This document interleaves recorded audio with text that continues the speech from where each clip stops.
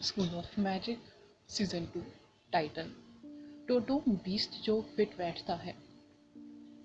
Moon moth Phoenix अब सुरक्षित थी, लेकिन अभी भी उसके जागने का कोई संकेत नहीं दिखा। शीशी का चेहरा आंसू से भरा हुआ था। युद्ध में लगभग सभी नीले पतंगे मर चुके थे। जो जीवित बचे थे वे भी घायल हो चुके थे। वे शीशी के चारों ओर दयनीय रूप से चक्कर लगाते हुए उड़ रहे थे। शांत हो जाओ, नंदिनी ने उसे सांत्वना दी। शीशी ने अपने आंसू पोंछे और एक दयनीय मुस्कान बिखेरी। जब तक मून मॉथ फिनिक्स सुरक्षित है, तब तक यह सब इसके लायक है। आप भी सुरक्षित है। मुझे लगता है कि आपकी नाजुक देखभाल में वे फिर से बेहद तेजी से परिचरण कर सकते हैं, नंदिनी ने कहा। आप सही कह रही है, शीशी ने सिर हिलाया। किसी भी तरह से उसने अपनी भूमिका पूरी की और मून मॉथ फिनिक्स की रक्षा की। यह और भी बुरा होगा यदि मून मॉथ फिनिक्स को उसके द्वारा सब कुछ बलिदान करने के बाद उससे छीन लिया गया। अगर ऐसा हुआ तो वह कभी भी इस नुकसान से उभर नहीं पाएगी। मुझे उसके लिए एक नया छिपने का स्थान ढूंढना होगा। मुझे खेद है कि मैं आपको यह नहीं बता सकती कि उसे कहाँ ट्रांसफ़र किया जाएगा, शीशी ने कहा। रुको, आदर्श ने शीशी को रोका। शीशी को अभी भी आदर्श से दुश्मनी थी। उसने आदर्श को सतर्कता से देखा। उसे डर था कि ये परोपकारी लोग मून मॉथ फिनिक्स के प्रति दुर्भावनापूर्ण इरादे रखने वाले लोगों को भगाने में मदद करते थे। वे भी मून मॉथ फिनिक्स के बारे में कुछ और ही सोच रहे थे। आपके अलावा किसी को भी यह नहीं पता होना चाहिए कि मून मॉथ फिनिक्स कहाँ है। फिर भी वे इस जगह का पता कैसे लगा पाए, आदर्श ने पूछा। उसकी आंखें सिकुड़ गई। मुझे नहीं पता। शीशी गहरी सोच में पड़ गई। हाँ, उन्हें कैसे पता चला कि मून मॉथ फिनिक्स कहाँ है। इस बीच चुटकी उन लोगों के समूह के पास गई जिन्हें नाइट हॉक ने वश में कर लिया था, और उनमें से एक व्यक्ति को सिर झुकाकर घूरने लगा। आप जिशान है ना? चुटकी ने पूछा। आदमी ने अपना सिर उठाया। वह घबराया हुआ लग रहा था। जिशान ने कभी उम्मीद नहीं की थी कि चेयरमैन आदित्य टोटोम बीस्ट पर ध्यान दे रहे थे। अर्जुन स्पष्ट रूप से टोटोम बीस्ट को चुराने के लिए बाहरी लोगों के साथ मिलीभगत कर रहा था, जिसका मतलब है कि उन्हें भी गंभीर परिणाम भुगतने होंगे। मैं नहीं हूँ, जिशान ने तुरंत इनकार कर दिया। तुम वाकई ऋषि के लिए एक अपमान हो। उस आदमी ने टोटोम बीस्ट की खोज करने के लिए अपनी जान जोखिम में डाली, लेकिन तुमने उन लोगों को जानकारी भेजी जिन्होंने टोटोम बीस्ट को नुकसान पहुंचाने की कोशिश की, चुटकी ने ठंडे स्वर में कहा। वह थोड़ी नाराज लग रही थी। क्या वह वही सहकर्मी है जिसका जिक्र ऋषि ने अपनी डायरी में किया था? आदर्श ने जिशान की तरफ देखा। एक मैल का टुकड़ा है, चुटकी ने पुष्टि की। आदर्श जिशान के पास गया और झल्लाकर बोला, मैंने चारों ओर पूछताछ की और पता चला कि ऋषि एक प्राचीन टोटोम बीस्ट की तलाश करते इसमें लापता हो गया था। क्या तुमने ही उसे मारा था? आरोप सुनकर जिशान का चेहरा पीला पड़ गया। हे भगवान, मैंने ऋषि को कभी नहीं मारा, जिशान ने अपना सिर हिलाया और कहा। मेरा इससे कोई लेना देना नहीं है। मैंने उसे नहीं मारा। उसने प्राचीन बीस्ट की तलाश में जाने पर जोर दिया। मुझे लगा कि यह बेहद खतरनाक है और उसकी अटकलें बेहद हास्यास्पद थी, इसलिए हमारी टीम उसके साथ नहीं गई। ओह, क्या तुम्हें पता है कि वह कहाँ गया था? आदर्श ने पूछा। वह कुछ जगहों पर गया। एक बार वो हांगजो गया और वह बेहद उत्साहित दिख रहा था। उसने मुझे बताया कि उसने एक बड़ा रहस्य खोज लिया है। वह उम्मीद कर रहा था कि मैं उसे टोटोम बीस्ट को खोजने में हेल्प कर सकता हूँ। मुझे लगा कि वह पागल हो चुका है, इसलिए मैंने उसे अनदेखा कर दिया। वह मुझसे बेहद नाराज था और फिर वह उत्तर की ओर चला गया, जिशान ने कहा। ऋषि की हत्या का आरोप सुनने लगने के बाद जिशान ने आदर्श को वह सब कुछ बता दिया जो वह जानता था। वह हांगजो गया था? आदर्श गहरी सोच में पड़ गया। जिशान ने कहा, मुझे सिर्फ इतना पता था कि वह गांसू में कहीं गया था। उसका माथा पसीने से लथपथ था। अच्छा, क्या आप इस पंख को पहचानते हैं? आदर्श ने अपने स्पेस एलिमेंट के भंडारण से एक पंख निकाला। जिशान ने स्पष्ट रूप से पंख को पहचानने उसके चेहरे पर भाव सब कुछ बता रहे थे। कुछ देर बाद जिशान ने अपने विचार समेटे। वह हकलाते हुए बोला, हमें इस पंख को खोजने में बेहद मेहनत करनी पड़ी। हालांकि उसके बाद टीम में बेहद बड़ा मतभेद हो गया, इसलिए हमने खोज जारी नहीं रखी। तुम्हें यह पंख कहाँ मिला था? आदर्श ने पूछा। यंताई में। अगर आपकी रुचि हो तो मैं आपको सारी जानकारी दे सकता हूँ, जिशान ने कहा। ऐसा लगता है कि तुम अभी भी कुछ काम के हो। मुझे लगता है मैं तुम्हें बाद में परिवर्तन को सौंप दूंगा। आदर्श मुस्कुराया। जिशान ने तुरंत आभार व्यक्त किया। अगर बहुत सचमुच चेयरमैन आदित्य के हाथों में पड़ गया तो उसके जैसे छोटे पुरातात्विक को निश्चित रूप से बड़ी आपदाओं का सामना करना पड़ेगा। तो मैं जा रही हूँ, शीशी ने कहा। अगर मून मॉल फिनिक्स जाग जाए तो क्या आप कृपया पूछ सकते हैं कि क्या वो अन्य टोटोम्बिस्टों के बारे में जानती है? आदर्श ने पूछा। जरूर, शीशी ने सिर हिलाया। आदर्श ने जो मदद मांगी थी वह उस मदद की तुलना में कुछ भी नहीं थी जो उसने और नंदिनी ने की थी। जंगल हांगसो के करीब था, इसलिए आदर्श, नंदिनी, नाइटहॉक और चुटकी ने लोगों को हांगसो तक ले जाने का फैसला किया। जब वे लेंगिन पर्वत संघ में पहुंचे तो मिसेस भावना आसपास ही थी। उसने आदर्श, नाइटहॉक, नंदिनी और चुटकी की बड़ी आंखों को देखा। आदित्य भी आसपास थे। आदर्श ने उसके बोलने से पहले ही बोल दिया। बूढ़े आदित्य, क्या मैं कुछ दिनों के लिए आपके परिवर्तन संघ की जेल उधार ले सकता हूँ? ये लोग चेयरमैन के लिए बेहद इम्पोर्टेंट है।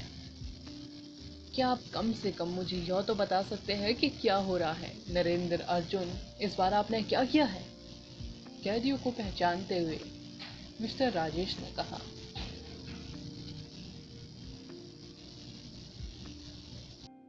डोंगाई मैजिक एसोसिएशन का कभी कभी हांगजो मैजिक एसोसिएशन से भी लेन देन होता था और नरेंद्र और अर्जुन दोनों ही डोंगाई मैजिक एसोसिएशन में काफ़ी ऊंचे पदों पर थे।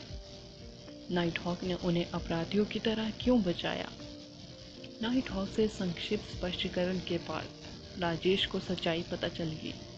तुम बेवकूफ़ हो, राजेश ने दुखी होकर उन्हें डांटा। वह अर्जुन के काफ़ी करीब लग रहे थे।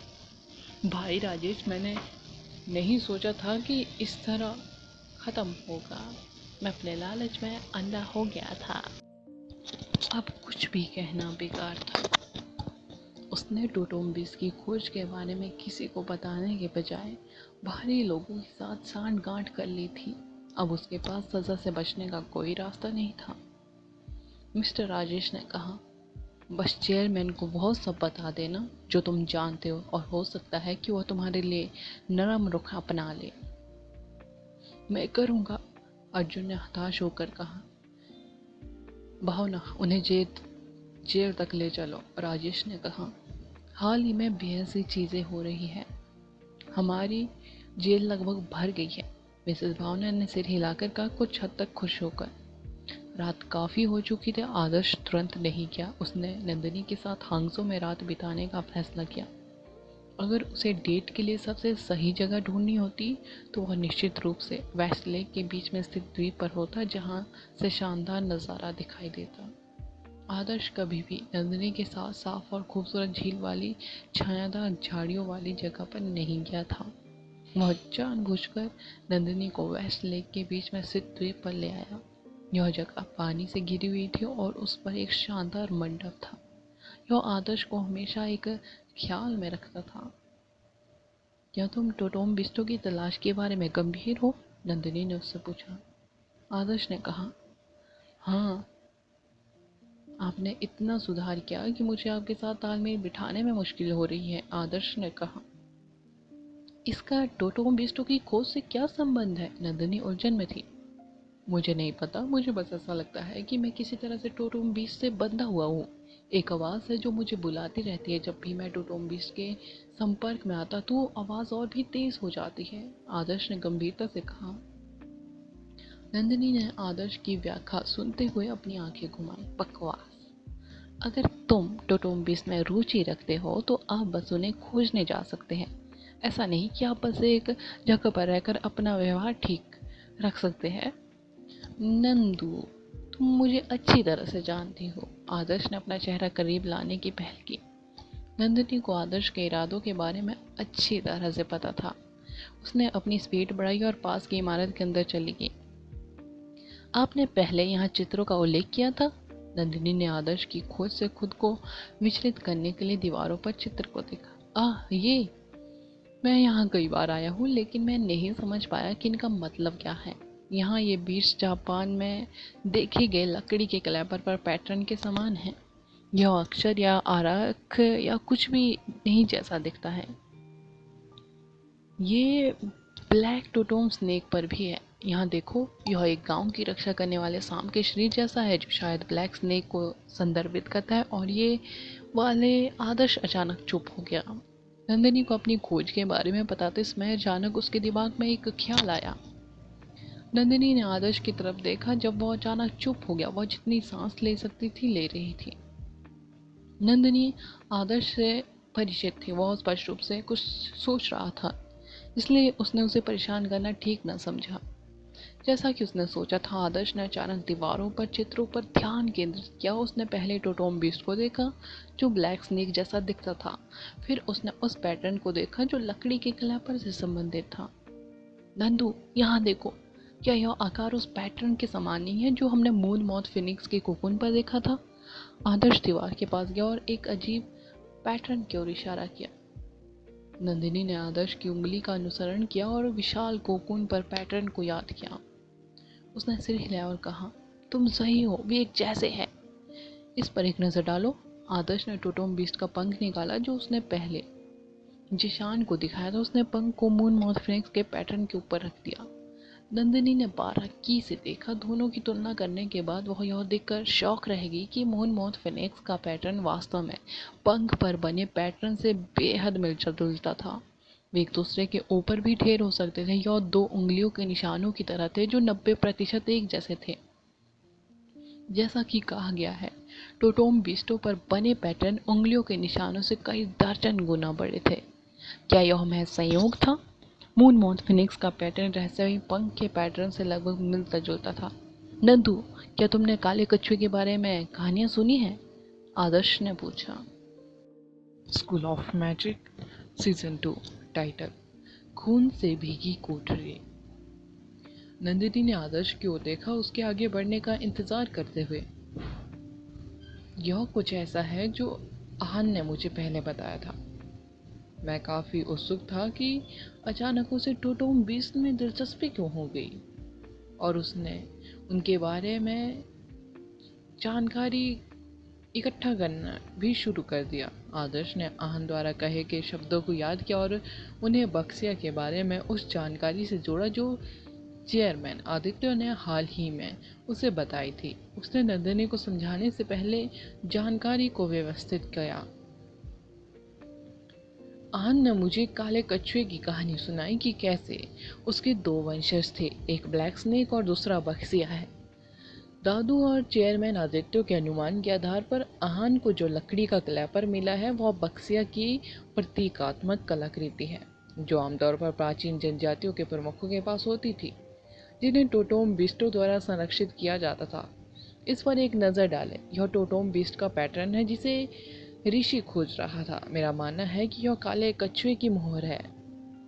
आदर्श ने ऋषि की डायरी निकाली। उसमें काले कछुए को टैग करने वाली एक लाइन लिखी हुई थी। सबसे महत्वपूर्ण बात यह है कि काले कछुए की मोहर नंदिनी को बेहद परिचित लगी। काले कछुए की मोहर काले सांप की मोहर और लकड़ी की ताली का संयोजन प्रतीत होती है। नंदिनी ने आहन के लकड़ी के क्लैपर के पैटर्न को याद करने के बाद रिजल्ट दिया। बिल्कुल, यह दोनों का संयोजन है। दो मोहरें मिलकर काले कछुए की मोहर बना सकती है। यह बेसिक रूप से उस मिथ को सत्यापित करती है कि काले कछुए के दो वंशज थे, जुआंशी और बक्सिया। आदर्श ने कहा। नंदिनी ने सिर हिलाया। उसने देखा कि आदर्श रहस्य सुलझाने के बाद काफी उत्साहित लग रहा था। पंख के इस हिस्से को देखो। आदर्श ने रहस्यमयी पंख को दीवार पर रखा और अपने हाथ से उसके एक हिस्से को ढक दिया। यह मून मॉथ फिनिक्स के पैटर्न के समान है। आपने पहले ही इसका उल्लेख किया है, नंदिनी ने कहा। आदर्श ने कहा, अगर हम यह अनुमान लगाते हैं कि ब्लैक स्नेक और बक्सिया का ब्लैक कछुए से क्या संबंध है, तो इसका मतलब है कि मून मॉथ फिनिक्स वास्तव में इस पंख के मालिक के वंशजों में से एक है। ये शब्द सुनते ही नंदिनी का दिल धड़क उठा। उसके दिल में एक अवर्णनीय उत्साह गूंज रहा था। यदि मून मॉथ फिनिक्स केवल पंख के मालिक का वंशज था तो वह टोटोम बेस्ट जिसका पंख था वास्तव में कैसा होगा? रुको, अगर हम पहले से ही मून मॉथ फिनिक्स की टोटोम सील और पंख के मालिक की सील जानते हैं तो हम दूसरे टोटोम बीस्ट की सील का पता लगाने के लिए घटाव का उपयोग कर सकते हैं। नंदिनी यह एहसास होने के बाद उत्साहित थी। बिल्कुल, आदर्श ने सिर हिलाया। टोटोम सील का फॉर्मूला बिल्कुल सिंपल था। बैक्सिया की सील प्लस ब्लैक स्नेक की सील मिलकर ब्लैक कछुए की सील बनाती थी। इसका यही अर्थ था कि रहस्यमयी पंख के स्वामी की मोहर मून मॉथ फिनिक्स की मोहर बराबर है एक अज्ञात टोटोम बीस्ट की मोहर। टोटोम बीस्ट के निशान समय के साथ मिट चुके थे। उनके बारे में सुराग ढूंढना बेहद मुश्किल था। हालांकि अगर उन्हें पहले से ही टोटोम बीस्ट की सील के बारे में पता होता तो यह उस टोटोम बीस्ट को ट्रैक करने के लिए एक महत्वपूर्ण सबूत हो सकता था। शायद ऋषि ने यहाँ के चित्रों से यह पता लगा लिया होगा कि टोटोम बीस्ट एक दूसरे से कैसे संबंधित है। नंदिनी ने याद किया कि जिशान ने क्या कहा था। यही होना चाहिए। उसने दक्षिण की खोज करने पर जोर दिया, भले ही इसका मतलब अकेले जाना हो।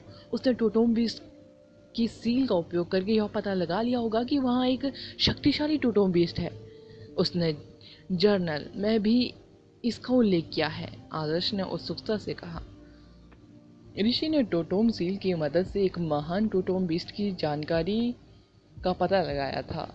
हालांकि उसमें किसी ने उस पर विश्वास नहीं किया था, इसलिए उसने खुद ही इसे साबित करने का फैसला किया। एक आदमी जो अतीत के बारे में इतना भावुक था, एक आदमी जो सच की खोज के लिए सब कुछ त्यागने को तैयार था, एक आदमी जिसने टोटोम बिस्टो के रहस्यों की खोज की थी, वह लापता हो गया। आदर्श ने रेणु को अपने भाई ऋषि के बारे में कई बार बात करते सुना था। वह उस आदमी से बेहद ज़्यादा जुड़ नहीं पाया था, लेकिन अब जब उसने रहस्य खोज लिया था तो उसका दिल भी जोर से धड़क रहा था। वह टोटोम बीस्ट जिसका पंख था, वह प्राणी जिसका दर्जा मून मॉथ फिनिक्स से भी ऊंचा था, वह कौन हो सकता है? दूसरी ओर वह टोटोम बीस्ट कौन था जो मून मॉथ फिनिक्स के समान लेवल का था? वह महान टोटोम बीस्ट क्या था जिसका जिक्र ऋषि अपनी डायरी में करता रहता था? क्या यह वही टोटोम बीस्ट था जिसका पंख था या यह कुछ और था? हालांकि मुझे वास्तव में समझ नहीं आ रहा कि आप टोटोम बीस्ट के बारे में इतने भावुक क्यों हो रहे हो। मुझे दृढ़ विश्वास है कि आप ब्लैक स्नेक और मून मॉथ फिनिक्स से परे अन्य टोटोम बीस्ट को ढूंढ लेंगे। नंदिनी ने उसे धीरे से प्रोत्साहित किया। आदर्श भी निश्चित तौर पर नहीं बता सका वह टोटोम बीस्ट के प्रति इतना भावुक क्यों था। क्या यह उनकी शक्ति के कारण था? क्या ऐसा इसलिए था क्योंकि वह टोटोम बीस्टों की जबरदस्त ताकत में दिलचस्पी रखता था? क्या यह वह इस तथ्य से मोहित था कि अगर वह उनमें से एक या दो को वश में कर ले तो वह दुनिया भर में आज़ादी से घूम सकता है? वैसे क्या आप जानते हैं कि आहान के साथ क्या हुआ? नंदिनी ने कहा जब उसके दिमाग में यह बात आई। आदर्श ने जवाब दिया, इस बारे में कुछ ऐसा है जो मैं समझ नहीं पाया। क्या है? नंदिनी ने पूछा। उसने आहान को एक विशालकाय प्राणी द्वारा खाए जाने की खास बातें दूसरों से सुनी थी। आदर्श ने कहा, अगर बैक्सिया जापान से वेनिस तक हमारा पीछा कर रहा था तो वह वर्ल्ड कॉलेज टूर्नामेंट के खत्म होने के बाद अचानक क्यों दिखाई दिया? मुझे लगता है कि चीज़ें उतनी आसान नहीं है जितनी दिखती हैं। नंदिनी ने इमारत के बाहर नजर डाली और देखा कि ब्लैक स्नेक अपना विशाल सिर नजदीक ला रहा था। यह स्पष्ट था कि ब्लैक स्नेक को आदर्श की उपस्थिति का पता था और वह उसका अभिवादन करने आया था। नंदिनी के मन में एक विचार आया जब उसने देखा कि ब्लैक स्नेक आदर्श के साथ कितना दोस्ताना व्यवहार कर रहा था। आदर्श, क्या यह संभव है कि आहान की जान खतरे में थी? बक्सिया कुछ भी नष्ट करने के लिए नहीं आया था, ना ही वो आहान को खाने की कोशिश कर रहा था। वह वास्तव में उसे बचाने की कोशिश कर रहा था। नंदिनी के शब्दों ने आदर्श के संदेह को तुरंत दूर कर दिया। हाँ, बक्सिया जाहिर तौर पर आहान का पीछा कर रहा था क्योंकि लकड़ी का क्लैपर उसका प्रतीकात्मक वाहन था। आहान उस प्रचयन जनजाति के मुखिया की तरह था जिसकी रक्षा टोटोम बीस्ट कर रहा था। इसलिए वह अचानक तब प्रकट हुआ जब आहान की जान खतरे में थी। उसने पहले ही इस बारे में क्यों नहीं सोचा? इसका मतलब था कि आहान के साथ कुछ हुआ था। क्या तुम्हें याद है कि आहन तुमसे किस बात पर बात करना चाह रहा था? नंदिनी ने कहा। आदर्श ने याद करते हुए कहा। वह काफी निराश लग रहा था, खासतौर पर अपने पापा की वजह से। वह अपने पापा को अपने योगदान पर गर्व महसूस कराना चाहता था। वह मुझे भी कुछ बताना चाहता था, लेकिन उसने अंत में यह नहीं कहा। ऐसा लगा कि अगर उसने यह कहा तो दुख होगा। क्या तुम उसके बेहद करीब नहीं हो? उसने तुम्हें इसके बारे में क्यों नहीं बताया? नंदिनी ने पूछे। मुझे मुझे नहीं पता। आदर्श को भी कोई सुराग नहीं पता था। आमतौर पर कुछ संभावनाएं होती है कि वो ऐसा क्यों नहीं कहना चाहता था। सबसे पहले, इससे उस व्यक्ति को ठेस पहुंच सकती है जिससे वो बात कर रहा है। दूसरा, इससे किसी ऐसे व्यक्ति को ठेस पहुंच सकती है जो उसके लिए इतना इम्पोर्टेंट है जितना कि आप। तीसरा, इससे उसे खुद को ठेस पहुंच सकती है। नंदिनी ने उसे बताया। नंदिनी ने आदर्श को उसके सवालों का एक अलग नजरिया दिया। अगर बक्सिया सिर्फ इसलिए आया था क्योंकि आहन खतरे में था, तो क्या आहन उसे सब कुछ बताने के लिए तैयार नहीं था, क्योंकि इससे उसकी जान को खतरा था? आसमान से आई एक जोरदार चीख ने आदर्श के विचारों को बाधित कर दिया। आदर्श और नंदिनी ने बाहर जाकर नाइट हॉक और उसके लाइट कर्टेन ईगल को आकाश में चक्कर लगाते देखा। ब्लैक स्नेक पहले ही पानी में डूब चुका था, ताकि वह लाइट कर्टेन ईगल को इतना न डरा दे कि वह उतरने की हिम्मत न कर सके। आदर्श, कुछ बुरा हुआ है, नाइट हॉक ने भुएं सिकोड़ते हुए कहा। यह क्या है? आदर्श ने पूछा। हम लिंगिन पर्वत संग पहुंचने के बाद बात करेंगे। नाइट हॉक ने आदर्श और नंदिनी को अपने लाइट कर्टेन ईगल पर आने का संकेत दिया। वे लाइट कर्टेन ईगल पर सवार होकर झील के पार लिंगिन पर्वत की ओर उड़े। नाइट हॉक उन्हें सीधे जेल ले गया। राजेश और मिसेस भावना भी वहां थे। वे भयानक रूप धारण किए हुए थे। जब उन्होंने आदर्श और नंदिनी को देखा तो उनके पास कहने के लिए कोई शब्द नहीं थे। आदर्श ने जेल के अंदर देखा तो पाया कि एक कोठरी में खून का बड़ा सा तालाब था और उसमें एक लाश पड़ी थी जिसे पहचानना मुश्किल था। दूसरे कोने में हाउंडमैन ने क्रूर निगाहों से ऊपर देखा। उसके हाथ खून से सने हुए थे। खून धीरे धीरे फर्श पर टपक रहा था। उसने अर्जुन को मार डाला, मिसेस भावना ने खुद को दोषी मानते हुए कहा। मुझे उन्हें एक ही कोठरी में बंद नहीं करना चाहिए था। आदर्श यह देखकर शॉक रह गया। कैदियों के दिमाग को तब दबा दिया जाता था जब वे कोठरियों में होते थे, जिसका मतलब था कि वे एक भी मैजिक नहीं कर सकते थे। दूसरे शब्दों में, हाउंडमैन ने अर्जुन को सबसे क्रूर तरीके से मार डाला था। अर्जुन की मौत का मतलब था कि अब उनके पास कॉन्टिनेंट काउंसिलमैन सोलगेश पर आरोप लगाने के लिए कोई सबूत नहीं था। तुमने ऐसा क्यों किया? तुमने जो अपराध किया है वे इतने गंभीर भी नहीं है। तुम्हें बस कुछ साल जेल में बिताने पड़ने की जरूरत थी। उसके बाद भी तुम मैजिशियन बन सकते थे। हालांकि अर्जुन को मारने के बाद तुम जेल से बाहर नहीं आ सकते, राजेश ने झल्ला कर कहा। मुझे हमेशा के लिए कैद होने से ज्यादा सोलगेश से डर लगता है। हाउंडमैन ने ऊपर देखा। उसने गर्व से मुस्कुराहट नहीं दिखाई, जैसे कि सब कुछ उसकी योजना के अनुसार हुआ हो। इसके बजाय उसका चेहरा पीला पड़ गया था और वह बेचैनी और डर के कारण पसीने से लथपथ था। सोलगेश को अपने आदमियों द्वारा निराश किए जाना सबसे ज्यादा नापसंद था। हाउंडमैन जानता था कि अगर वह न केवल अपने मिशन को पूरा करने में विफल रहा, बल्कि उसने सोलगेश के लिए मुसीबत भी खड़ी कर दी, तो उसे बेहद नुकसान होगा। हाउंडमैन को अपने पापों की माफ़ी मांगनी चाहिए, भले ही इसका मतलब रिसर्च यूनियन के एक मेंबर की हत्या करके गंभीर अपराध करना हो। वह क्रोधित सोलगेश द्वारा दंडित होने के बजाय अपना शेष जीवन जेल में बिताना पसंद करेगा। क्या वह आदमी वाकई इतना डरावना है? आदर्श ने हाउंडमैन की प्रतिक्रिया देखकर पूछा। यह कल्पना करना कठिन था कि एक आदमी जो एडवांस मैजिशियन में लगभग अपराजय था, वह किसी व्यक्ति से इतना क्यों डरता था। तुम नहीं समझते, तुम कभी नहीं समझ पाओगे। बेहतर होगा कि तुम भी तैयार रहो। सोलगेश कभी किसी को माफ नहीं करता है जो उसका विरोध करता है। जल्द ही तुम मेरे जूते पहनोगे। हाउंडमैन कोने में सिमट गया। ऐसा लगा जैसे वह किसी मानसिक विकार से पीड़ित था। चलो चले, आदर्श ने आ भरी। मिसेस भावना अभी भी इसके लिए खुद को दोषी मान रही थी। आदर्श ने उन्हें आश्वस्त किया कि वह दोषी नहीं है।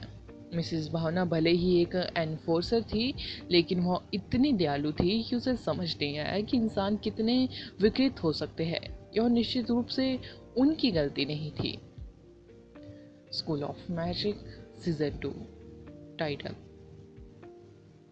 One last time.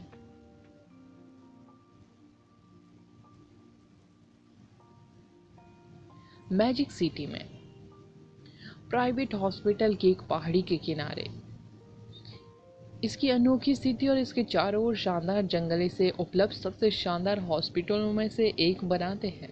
यहाँ के ज़्यादातर लोग मरीज नहीं बल्कि चिकित्साकर्मी थे। एक वृद्ध मरीज के पीछे नर्सेज का एक समूह देखना आम बात थी।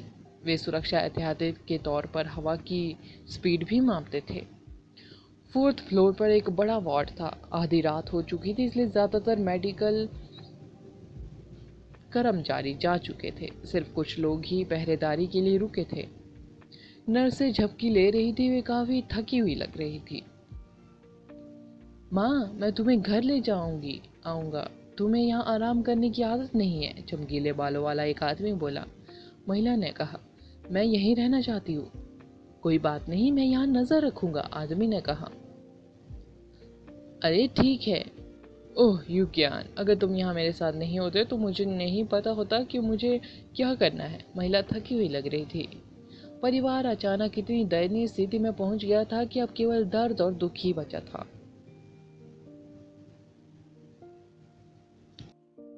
मिंगजिन को लगा कि वो अब इसे और सहन नहीं कर सकती। उस आदमी ने मिंगजिन को वापस भेज दिया और फोर्थ फ्लोर पर वापस आ गया। उसने एक जख्मी चेहरे वाले आदमी को देखा और कहा, आज रात मुझ पर एक एहसान करो। आप यह काम खुद नहीं कर सकते हैं ना? जख्मी चेहरे वाले आदमी ने कहा। रुद्र ने कहा, 2 बजे तक इंतजार करो। मुझे उम्मीद नहीं थी कि बूढ़ा आदमी इतने लंबे समय तक जीवित रहेगा। रुद्र, आहन का बड़ा भाई, तुम सचमुच सबसे ठंडे खून वाले व्यक्ति हो जिन्हें मैंने कभी देखा है। जख्मी चेहरे वाला व्यक्ति मुस्कुराया। तुम्हारे जैसे हत्यारे को मेरी आलोचना करने का कोई अधिकार नहीं है, रुद्र ने बड़बड़ाते हुए कहा। वह स्कारफेस दरवाजे के पास दीवार के सहारे झुका हुआ था और रुद्र को जाते हुए देख रहा था। उसकी आंखों में दुश्मनी की हल्की झलक थी। वह रुद्र के खिलाफ कुछ नाराजगी रखता था। अगर उस आदमी ने उन्हें नौकरी पर नहीं रखा होता तो उसकी पत्नी को द्वीप राक्षस नहीं खा जाता। ऐसा कहा जा रहा है कि रुद्र के लिए काम करना बेहद बुरा नहीं था। कम से कम उसे बेहद लाभ मिलेगा जब वह आदमी शेखावत कबीले पर कब्जा कर लेगा। अपनी घड़ी पर नजर डालने के बाद बैकन ने सिगरेट जलाई और वहीं पर सिगरेट फूंकने लगा। सर, आपको यहाँ धूम्रपान करने की अनुमति नहीं है। कृपया गलियारे के अंत में धूम्रपान करें। एक नर्स जो झपकी ले रही थी तुरंत बोली। बैकन ने अपने होंठ चटकाया। हालांकि उसे इससे कोई खास परेशानी नहीं हुई। वह धीरे धीरे गलियारे के अंत की ओर बढ़ गया। रुको सर, जल्दी एक इंजेक्शन लगने वाला है। क्या आप पहले डॉक्टर को अंदर आने देंगे? नर्स ने कहा। यह मैजिक लॉक है, जो चाहे करो। बैकन ने उदासीनता से मैजिक लॉक की चाबी नर्स की ओर फेंक दी। नर्स ने उसे पकड़ लिया और एक तरफ रख दिया। वो कुछ कागजी काम करने लगी। कुछ ही देर बाद एक मास्क पहने हुए डॉक्टर वहां आया। उसने गलियारे के अंत में खड़े स्कारफेस बेकन को अलर्टता से देखा, लेकिन जल्द ही उसने अपनी नजरें दूसरी ओर कर ली। उसने नर्स की ओर सिर हिलाया जिसने मैजिक लॉक की चाबी हासिल कर ली थी। वह वार्ड के अंदर गया। कमरा काफी बड़ा था और उसमें सभी तरह के इक्विपमेंट थे। हालांकि अंदर बेहद ठंडी लग रही थी। कमरे में फ्रेंच खिड़कियां थी, इसलिए कमरे के अंदर बाहर से देखना संभव था। नर्स कमरे में गई और पर्दे खींचे। ड्यूटी पर मौजूद 2 मैजिशियनों को लगा कि यह अनुचित है, लेकिन नर्स ने बस उन्हें घूरा और पर्दे खींचना जारी रखा। थैंक यू, आपने मुझ पर बेहद बड़ा एहसान किया है, डॉक्टर ने ईमानदारी से कहा। नर्स ने कहा, जल्दी करो, वह आदमी धूम्रपान करने के बाद वापस आ जाएगा। डॉक्टर बिस्तर के पास गया। उसकी आंखें लाल हो गई जब उसने देखा कि बूढ़ा आदमी बिस्तर पर लेटा हुआ है और उसके चेहरे पर कोई जीवंतता का संकेत नहीं था। आहन की यादों में उस चेहरे पर हमेशा एक प्रतिष्ठित कबीले के शासक की तरह दबंग भाव रहता था, लेकिन कभी कभी जब वह व्यक्ति उसे देखता था तो उसके चेहरे का पर एक धैर्यवान और प्रेमपूर्ण भाव होता था। हालांकि अब वह एक पुराने पेड़ की तरह मुरझा गया था। आहन को अचानक लगा कि उसे ठीक से सांस लेने में कठिनाई हो रही थी। आहन ने गहरी सांस ली, उसका पूरा गला खट्टा हो गया था। वो अपना संयम बनाए रखने की पूरी कोशिश कर रहा था, लेकिन मुरझाए हुए पेड़ जैसा उसका चेहरा ठंडा, थोड़ा कांप रहा था। धीरे धीरे उस आदमी की आंखें खुली, थकान से भरी उसकी सुस्त आंखें आहन की ओर देखने लगी। आहन शौक रह गया, वह एक शब्द भी बोलने की हिम्मत नहीं जुटा पाया। बूढ़ा आदमी अचानक बेचैन हो गया। उसने अपना हाथ आहन के चेहरे की ओर बढ़ाने की कोशिश की। आहन अभी भी मास्क पहने हुए था। उसे उम्मीद नहीं थी कि उसके पापा उसे पहली नज़र में पहचान लेंगे। जब ठंडी उंगलियों ने उसके चेहरे को छुआ तो वो अपनी आंखों में उमड़ रहे आंसुओं को रोक नहीं सका। वे उसके चेहरे पर बहने लगे। आहन ने बूढ़े आदमी का दुबला हाथ पकड़ लिया। वह बेहद कुछ कहना चाहता था, लेकिन सीसीक्रियों से उसका गला भराया था। पापा, आहन ने आखिरकार अपने विचारों को इकट्ठा किया, लेकिन उसके आश्चर्य के लिए बूढ़े आदमी का हाथ एक तरफ गिर गया, जैसा कि उसने अपनी ताकत खो दी हो। उसकी चमकती हुई आंख अब कसकर बंद हो गई थी। उसके चेहरे पर दर्द कम था, लेकिन उसकी सारी जीवंतता खत्म हो गई थी।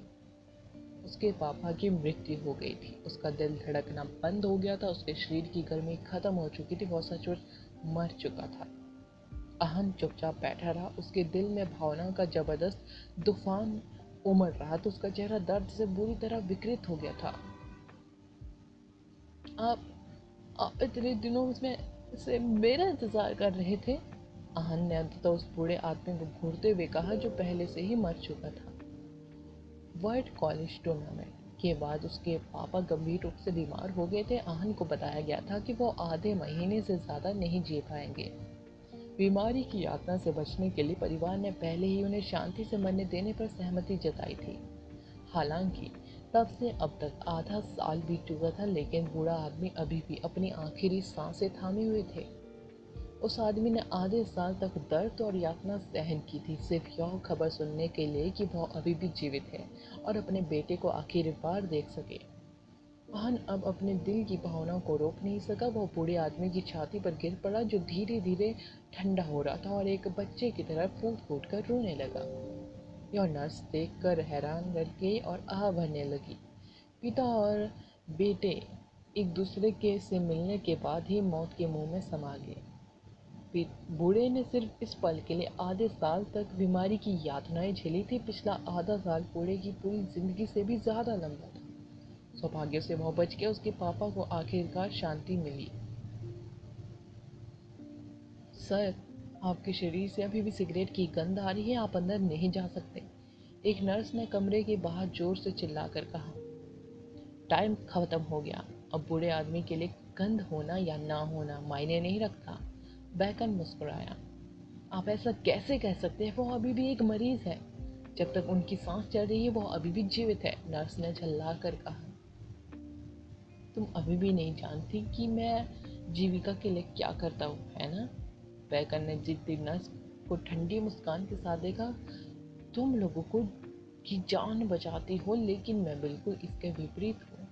उस आदमी की डरावनी निगाहें देखकर नर्स अनजाने में डर गई। बेकर ने दरवाजा खोला और तुरंत ही नकाब पहने हुए आदमी को देखा। आप कौन हैं? बेकर ने तुरंत तीव्र शत्रुता दिखाई और आहन को तीखी नजर से देखा। सर, वो डॉक्टर है, वह आज रात की शिफ्ट में काम कर रहे हैं, नर्स ने जल्दी से समझाया। मुखौटा उतारो, बेकर ने ठंडे स्वर में कहा, लेकिन तुरंत अटैक नहीं किया। मिस्टर बेकर, इतना असभ्य होने की कोई ज़रूरत नहीं है, इससे तुम्हारा कोई लेना देना नहीं है। बेकर ने नर्स को घूर कर देखा। नर्स वहीं जम गई। वो इतनी डरी हुई थी कि बोल भी नहीं पा रही थी। बेकन आहन के पास गया और दोहराया, मुखौटा उतारो। उस आदमी के भारी दबाव को महसूस करने के बाद आहन की सांसें तेज हो गई। आहन ने उस आदमी को पहचान लिया। वह उन हथियारों में से एक था जिसे रुद्र ने उसे मारने के लिए भेजा था। वह एक सुपर मैजिशियन था। आहन के पास उसके सामने टिकने का कोई मौका नहीं था। आहन ने दबाव में धीरे धीरे मुखौटा हटाया, जिससे उसका चेहरा सामने आ गया। यह एक थका हुआ लेकिन सुंदर चेहरा था।